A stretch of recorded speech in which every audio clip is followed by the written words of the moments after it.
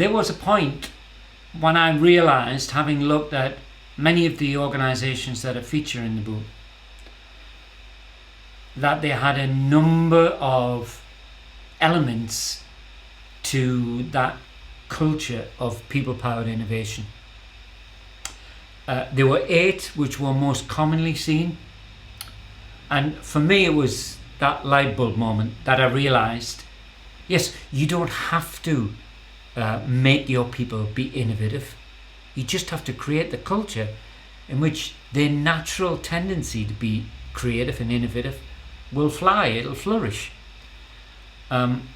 I've spent quite a bit of time working in organisations where I get asked to come in and essentially sprinkle a bit of fairy dust on people and get them to have some new ideas. And sure, there's lots of techniques that you can adopt, but what I was seeing was that time after time that was being undermined by a culture which undermined that mass ingenuity.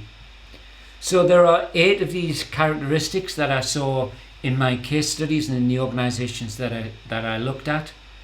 Trust and transparency, and they were key. Engagement and equity. So employee engagement, yes, but also how you engaged with users was critical.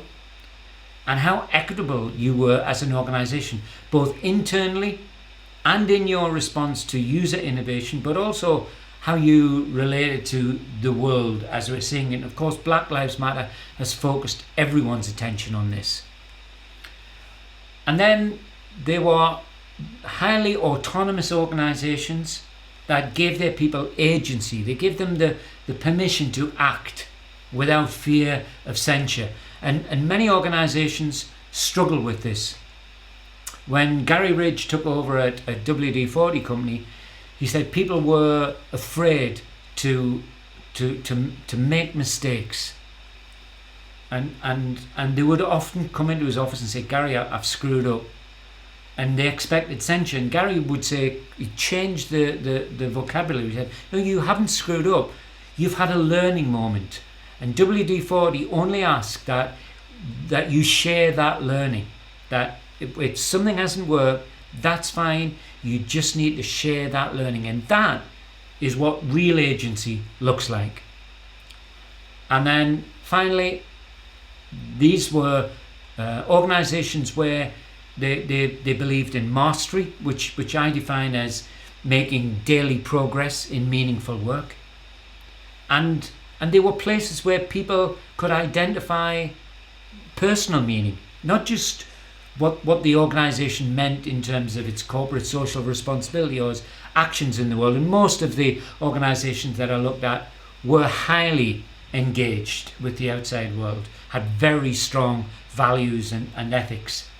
And what I realized at the end of all of this, as I looked at what was going on in the world, was a dawning of the fact that societies are really just big organizations.